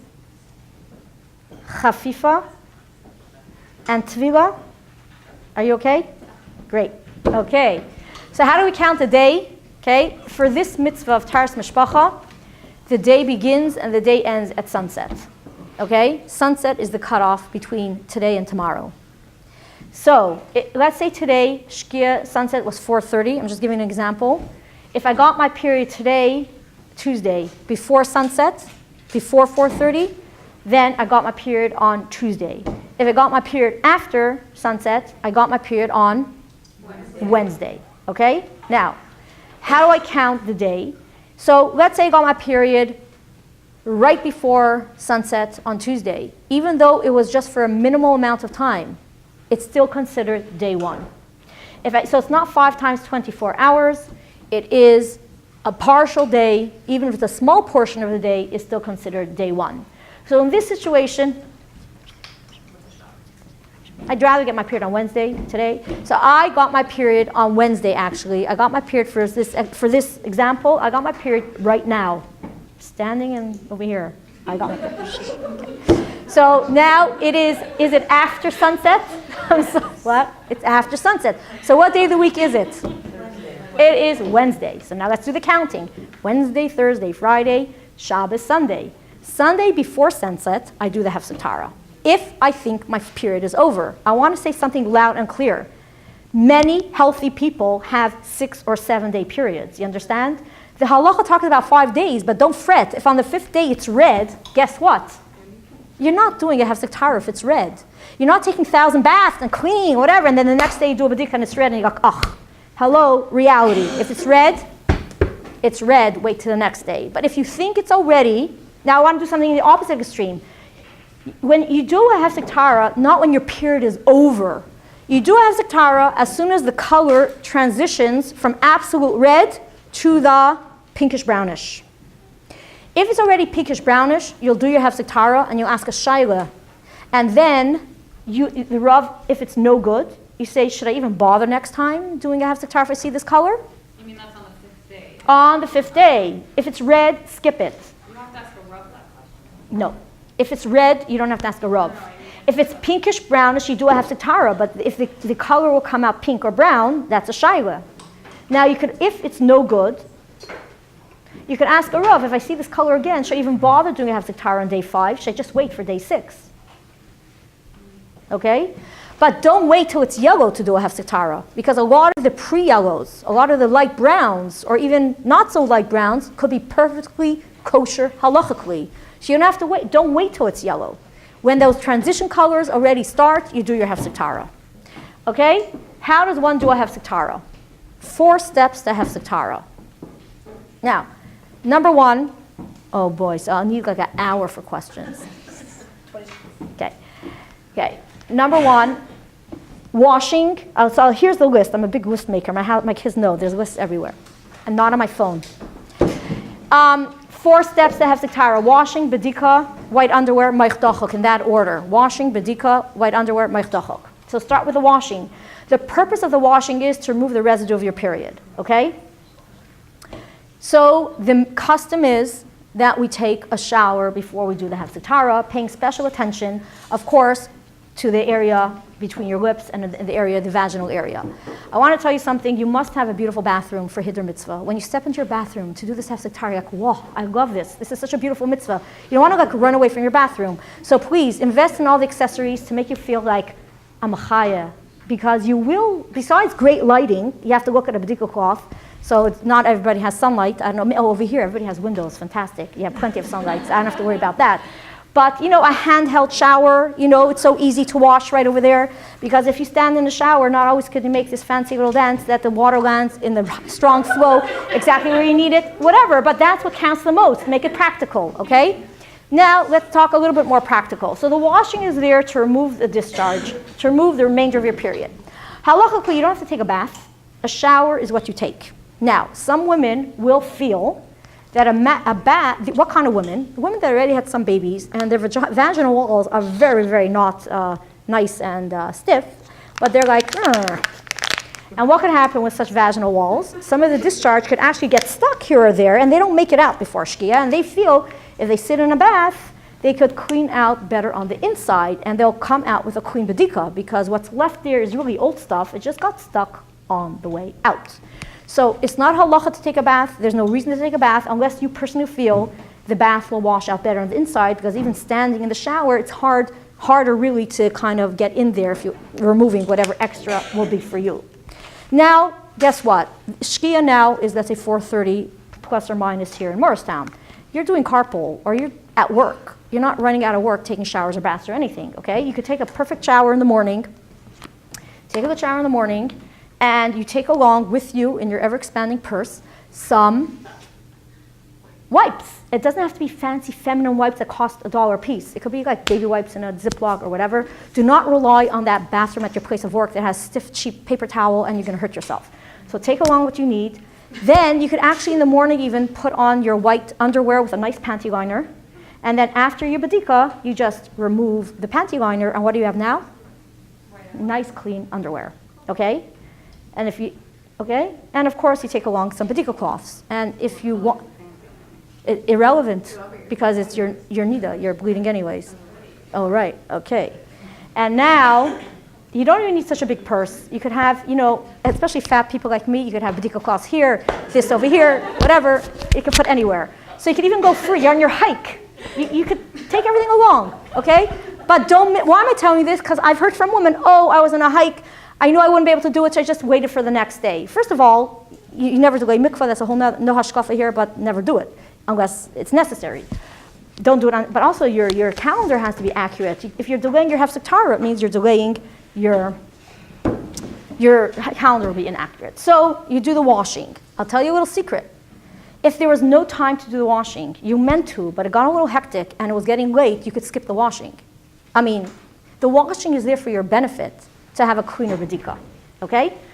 How do we do washing on Shabbos? You cannot take a shower on Shabbos.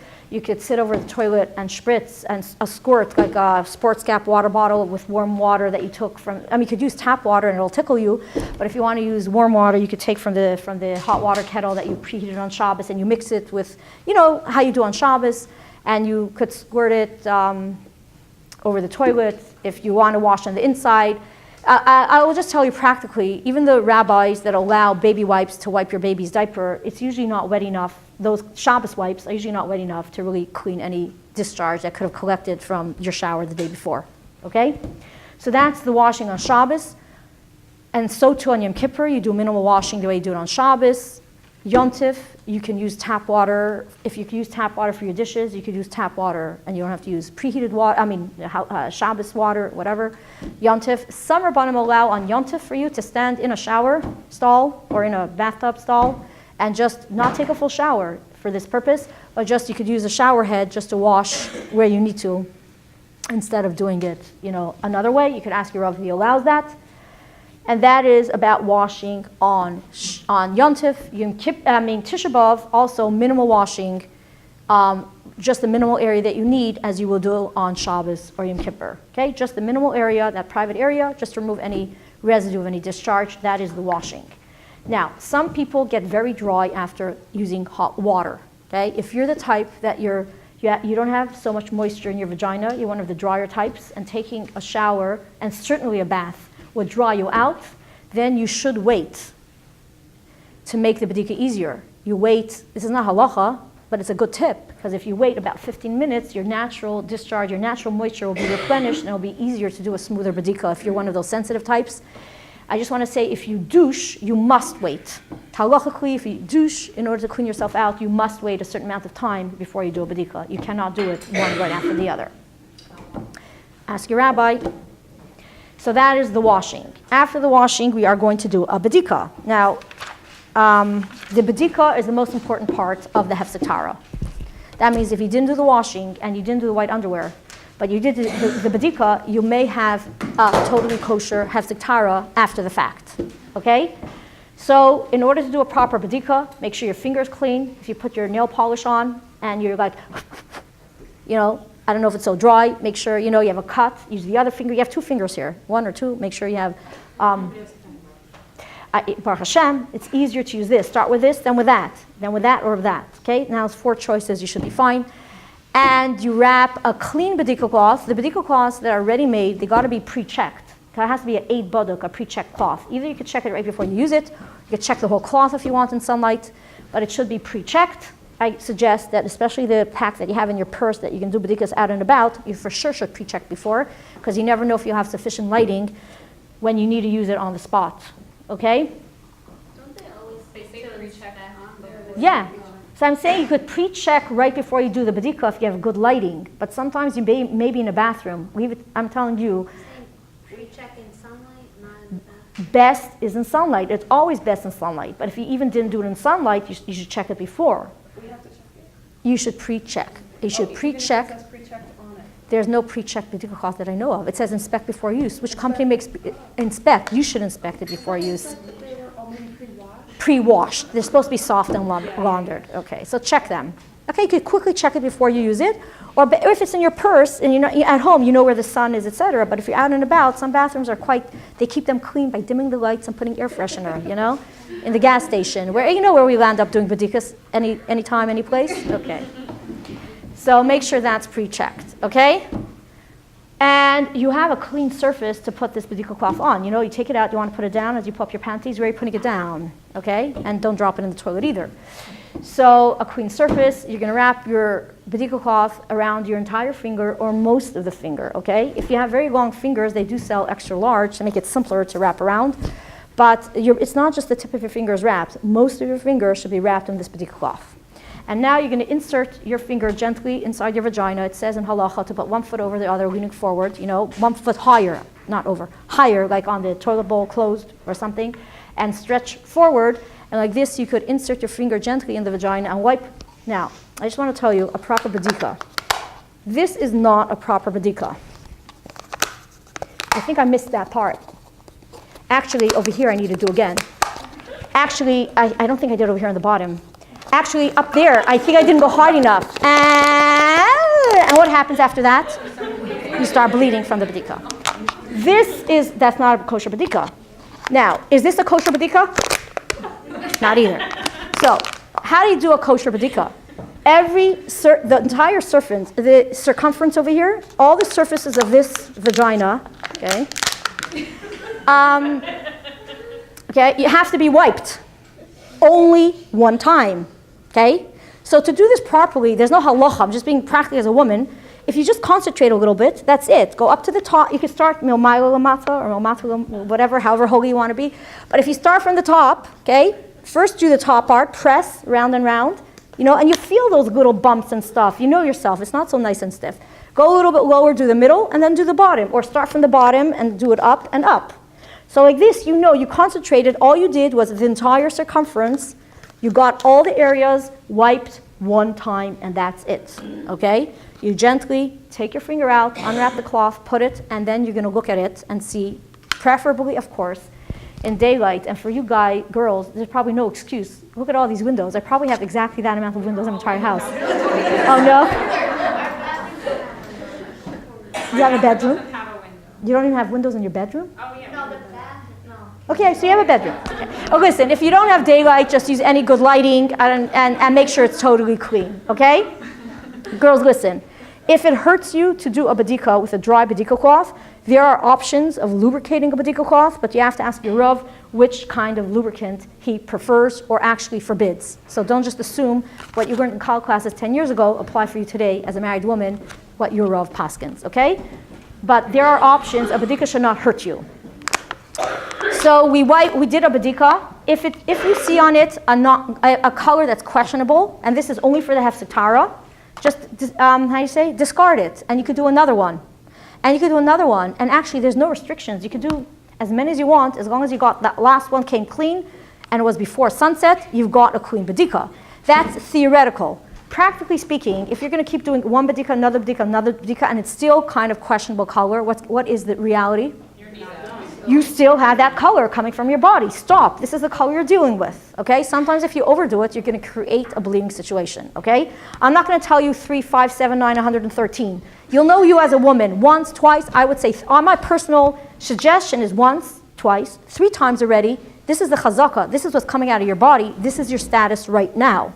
Now, there may be times for fertility you want to chaparayim, because if you go to mikvah a day later, you'll miss your ovulation. There's some halachic situations where Rav may advise you just keep doing those bedikas, until you get a clean one. Take a bath, but let the Rav advise you if you should keep on trying again and again and again till you hit clean, okay?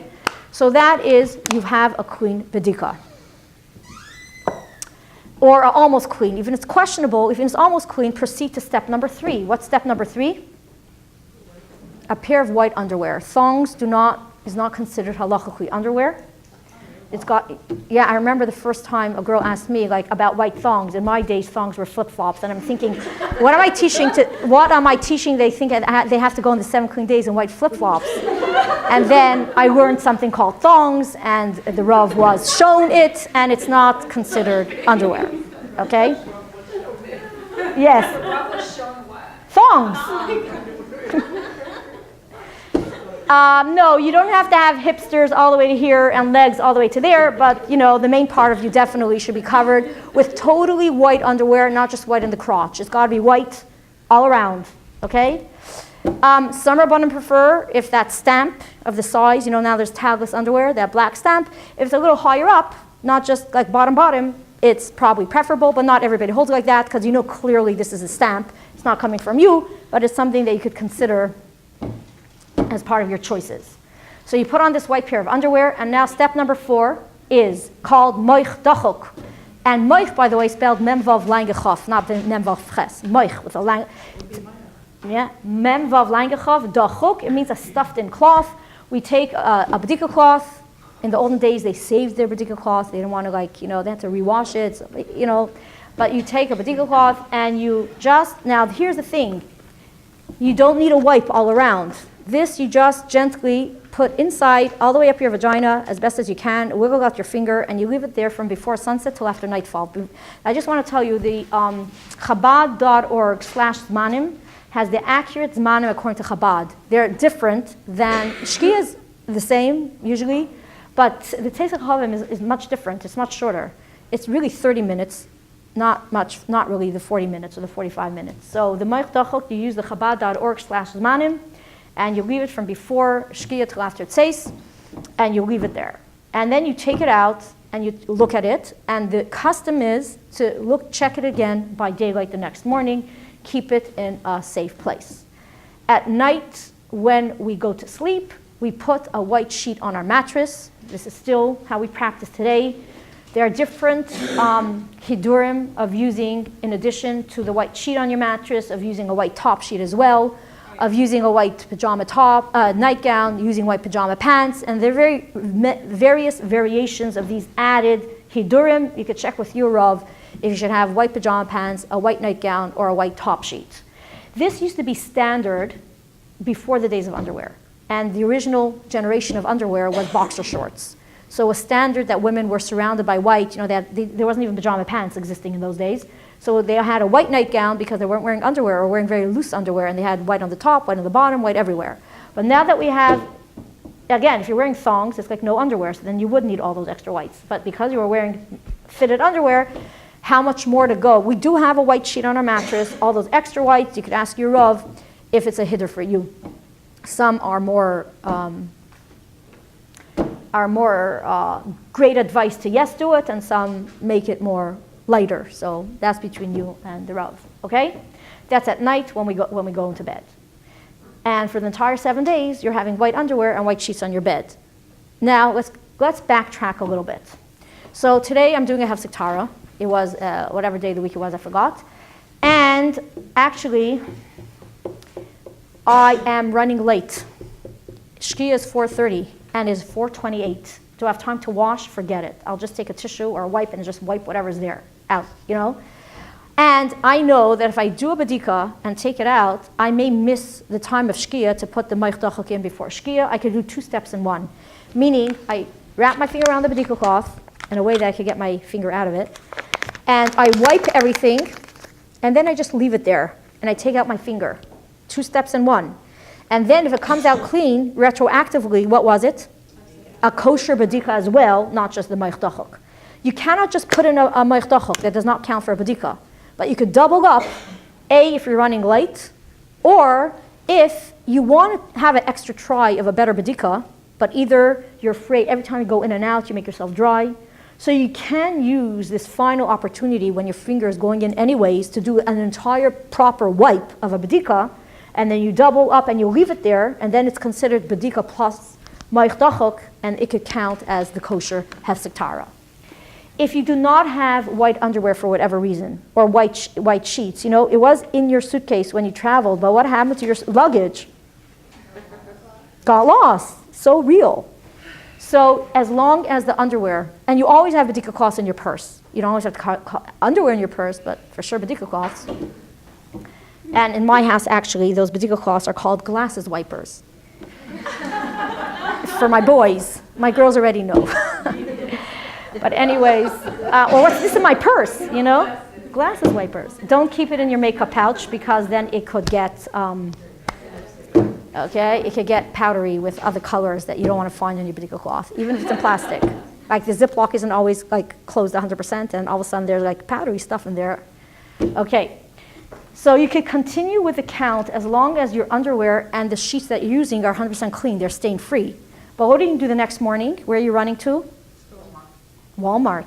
Okay, everywhere in the world there's something where you could get white sheets and white underwear. Okay, so we run and get them ASAP. Another thing I want to tell you is, you should never run out of bedikah cloth. It's a staple for a Jewish woman. Get a dozen, and by the time you're down to number 10, get the next dozen. Don't wait till you're up to 3 left. You have 3 packs, one in your bedroom, one in your bathroom, one in your purse. I don't know how many bathrooms. You live over here, you probably have multiple bathrooms, and I don't know what. I don't know what luxuries I'm dreaming about. What? Not in this house. Out of Crown Heights, there's probably more space. Does it ever happen that shkia is about to happen, and whoever's in the bathroom is in the bathroom is in the bathroom and is in the bathroom, and your guest is doing your hefsek tahara in the bathroom, and you want to do your hefsek tahara in the bathroom, and there is a contradiction. Keep a pack in your bedroom. Hello, in your bedroom, in the bathroom, and in your purse. 3 is a starter. And then you have all the additions. But if you're in Shlichus in China and your shipment from mikvah.org was delayed, not because of mikvah.org, they have a most efficient, beautiful office.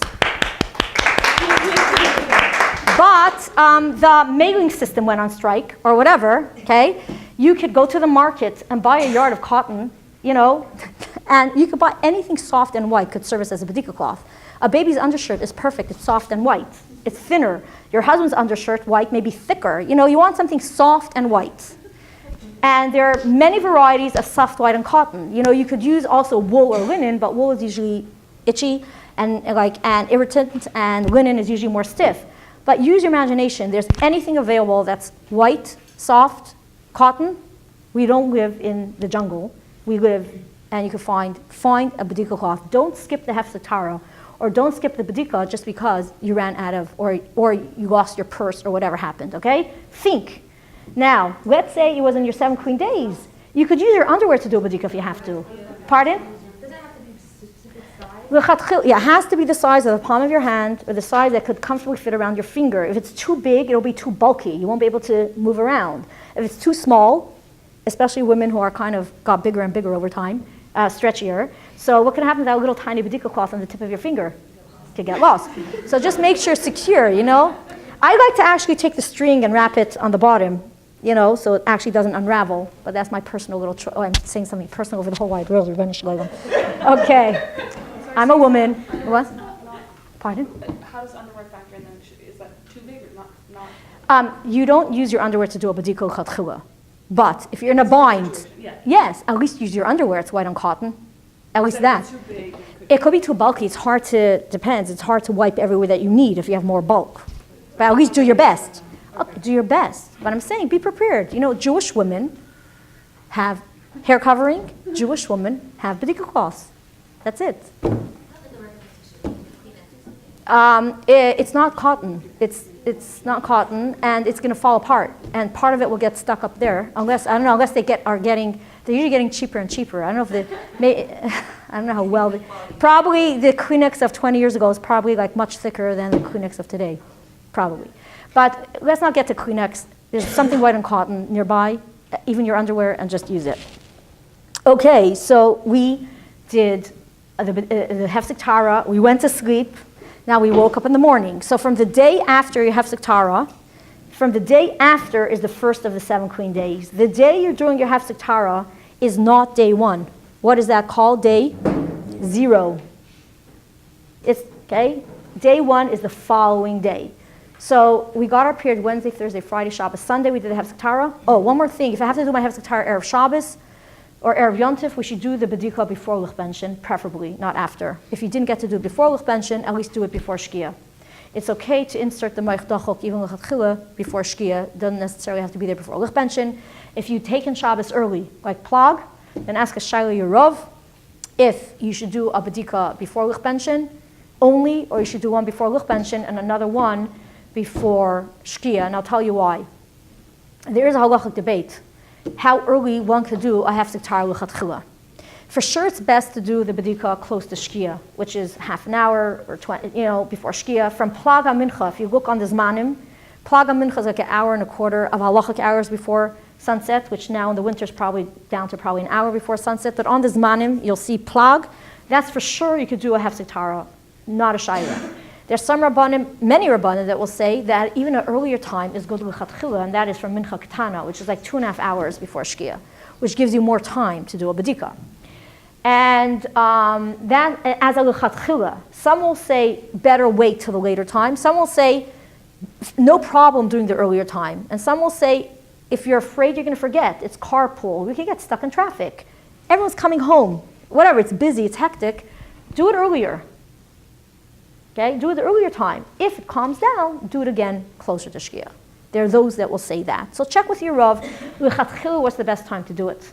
Now, if you know that you're afraid that even from Mincha Ketana you won't be able to do a bedikah because you are going to be, maybe you're going to the airport, right? And you're going to get there till you wait the lines of the baggage and the lines of security. Either you're going to get to the bathroom that doesn't have a long line, or you're going to miss your flight or whatever, you were stuck in traffic. You want to just do a bedikah before you leave the house, number 1. At least you did it, right? Depending how early it is, ask the Rav in advance, do I have to do it if I don't do another one? Or to just to throw, not to throw in, to just to put in Moich Dachok takes no time. When you do a bedikah, you want to concentrate that you're doing it properly. Every bedikah, you have to make sure you concentrate to do every area properly. So if you're afraid you're going to be nervous, some women, if they're nervous, what happens? What happens to their vaginal muscles? They clench, and then it's more difficult, and they're all nervous, okay? So know yourself, And if you want to be planned in advance, sometimes doing the bedikah earlier might be retroactively fine for you. Don't delay the hefsek tahara for the next day because you're afraid between plag and shkia you won't be able to do a bedikah. Do it earlier, speak it over with your Rav about the preferences, okay? I will tell you, I've heard even situations where a Rav said, for you, first do one first thing in the morning because you may just forget. And then we'll talk. Of course, do another one. So don't do this lechatchila, girls. It's not for me, it's not for you. I'm just saying even how important it is not to delay. Sometimes it's more important just to do it earlier rather than delay it again. Because if you wait to the next day, it means going to the mikveh one day later unnecessarily. Okay? So that was about doing it, the timing of the hefsek tahara, if you could even do it earlier rather than later. And therefore also, if you take in Shabbos early, that will be the difference if from mincha ketana, which is before plag, it's lechatchila fine, or better to do another one between plag and shkia. And if you don't know what I'm saying, it's totally fine. Just ask a Rav, if you're taking Shabbos early, when should I do my hefsek tahara bedikah? And that's totally, totally okay. Okay? So that is about, I want to add another little detail that's confusing to women, also b'negei Shabbos and Yom Tov. When we bench licht, it is 18 minutes before sunset. That's the proper time. If I bench licht and then I go to the bathroom and I saw I got my period and it's before shkia, did I get my period on Friday or on Shabbos? Friday. On Friday. So even though I can have the kedusha of Shabbos, but Friday, it's still before sunset, Friday is day one. Now the same thing with Shabbos. Shabbos afternoon, Shabbos extends till it's dark. 25 hours is Shabbos. If I saw I got my period after sunset, it could still be Shabbos. 4:45 is still Shabbos. But it's after sunset. Day one of my period is not Shabbos anymore. What is it? Sunday. You understand? So you have to remember Shabbos and Yom Tov, the calculation is different when it comes to when does the day of Shabbos begin and end versus when this day for hefsek tahara, for taharas mishpacha, when the day begins and ends. Okay? Now, from the morning after the hefsek tahara, so we have 20 minutes for questions, or should we do the 7 clean days? Let's do a little bit of 7 clean days, okay? Because then we finish the Indian. What do you want me to do? Well, you do the 70 days next week. Okay, so next week, Mr. Hashem, we only did the hefsek tahara and we went to sleep. A gute Nacht, beautiful. Okay? Now we will do the questions.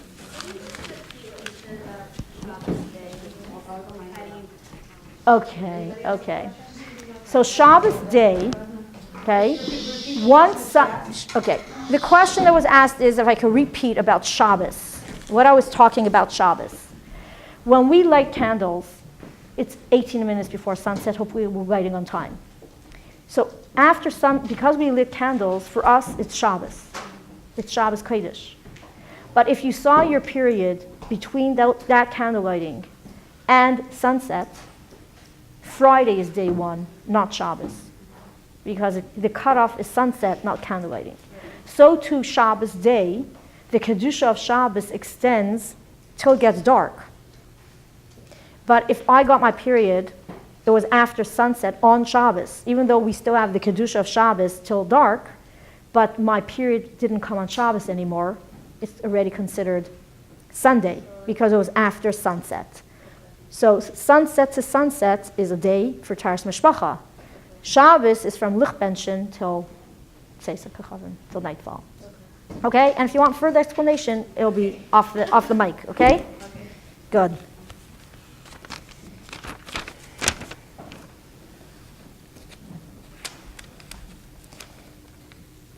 You must bench licht before shkia, and you must do a bedikah before shkia. Both are important. Which is more important, to a bedikah before licht benchen and shkia, or to make sure to bench licht on time? So I would assume, okay, I don't know this answer. I'm just assuming. You could ask your Rav. We bench licht 18 minutes before sunset. That is the minhag Yisrael for generations. You should make sure, just like you put on the blech, not after licht benchen, but before, you make sure to do your hefsek tahara bedikah before licht benchen, not after. But if you're running late, better bench licht on time and do the bedikah afterwards than delay licht benchen. That's what I would assume, but check with your Rav. I don't know.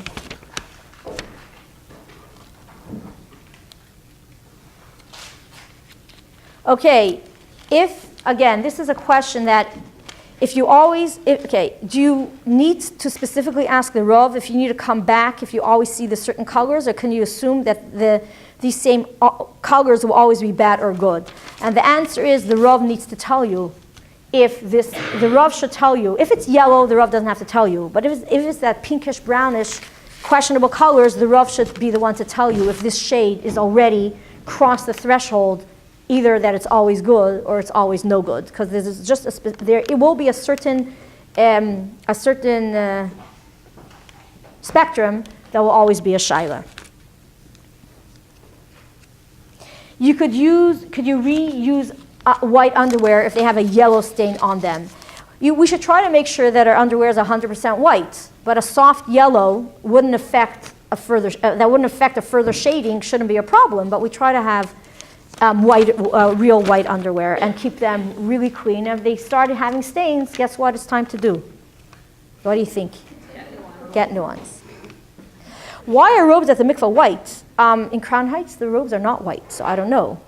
But why are the robes at the mikvah white? So make a donation. You can make a donation. Why don't you all? We could all make a donation and change the color. Listen, we hopefully assume, girls, listen. We hopefully assume that a woman at the mikvah just took a bath, just took a shower, and her chances of finding a stain on a white robe is very, very remote. But if you have problems with stains and you're worried that while you wear that robe, as you wait for the mikvah attendant to take you from the bathtub to whatever, maybe bring your own towel in your ever-expanding purse or donate. Okay? Can you take a cold shower on Shabbos? No. You're not allowed to take a shower on Shabbos, even if it's cold. Okay, is the 3 times Hargasha rule? Okay, remember we said if you feel a flow running down your vagina, do a bedikah 3 times and then forget about it forever. Then I said there are variations. One of the variations that are written here, you have to ask. I said ask your Rav for variations. If you have there are variations. I don't want to mention all the different variations, but if you're concerned about it, your Rav will tell you if your variation is one that requires you to do another 3 times a bedikah for that feeling. Now, if you have a different type of feeling, some people when they start breastfeeding, they start feeling, during the letdown, they start feeling a discharge. Ask a Rav if now that it's really associated with breastfeeding. That's the only time you get this feeling, but it's something new and unique. Is there any requirement to do any bedikahs for that?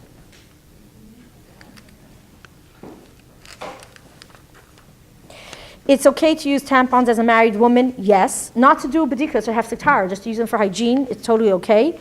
And as a Rav do I know of a Rav that says you must do a bath for a hefsek tahara? Now you're really testing my memory. Offhand, like I have to rewind. I don't know personally of any Rav that says you must do a bath for a hefsek tahara. But I want to learn about this. If there's a Rav that says it must be a bath and not a shower, I will add a new sentence in my classes. Check with your Rav if you must do a bath or a shower is enough. Okay, but please get back to me. I'd like to know the name of the Rav because, again, there's so many Rabbanim, and I can't say does any Rav say. I'd probably say probably because there's so many Rabbanim, but I personally don't know of any yet. Cream is not, okay, girls, this is white. This is hard to know. It's dark in this room. What color are the chairs? White is white. Cream, ivory is not white. It's off-white. The question is, how long will they stay off-white, or through repeated washing will it become white? You cannot use cream or ivory underwear for the 7 clean days. The question is reverse. If you're using cream or ivory underwear when it's not the 7 clean days, I will tell you it'll probably get you into trouble because the shade between ivory and cream, how long will it stay? Very different. If you're doing good washing and good laundry, probably not very long.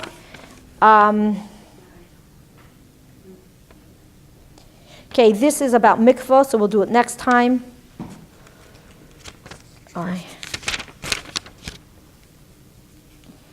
We said about a douche, you should wait. What I heard from Rabbanim, check with your Rav after a douche for a hefsek tahara. You should wait 15 minutes, but your Rav may say a different amount before you do the bedikah. How much do you pay your Rav? I don't know.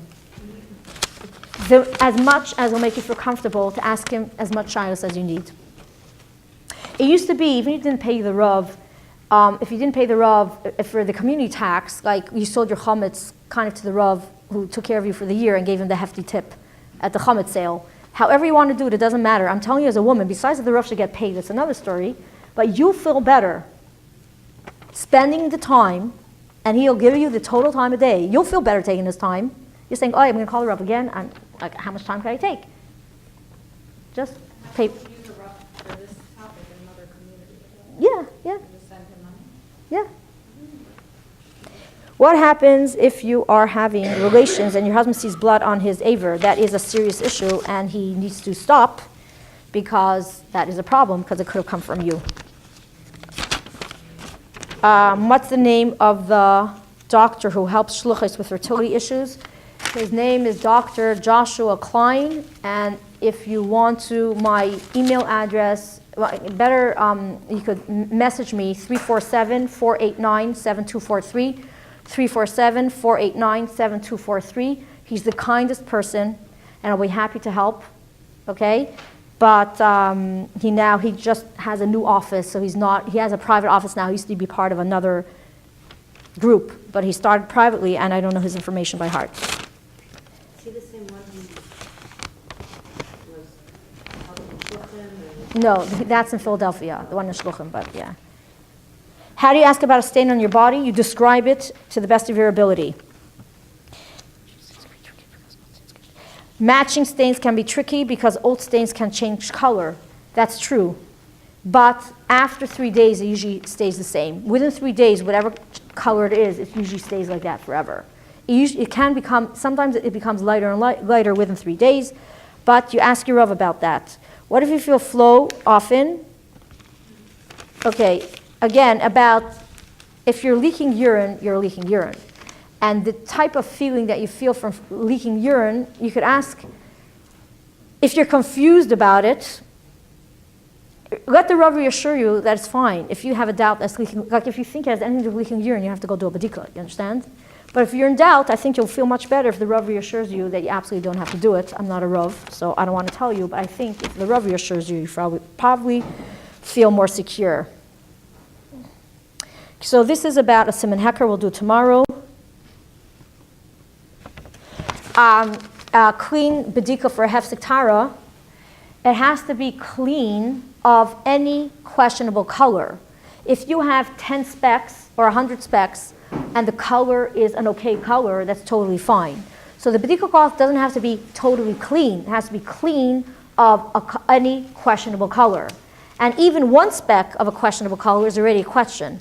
There's no limitations of size at all. Even a speck that you see with your human eye, not with magnifying glasses and microscopes.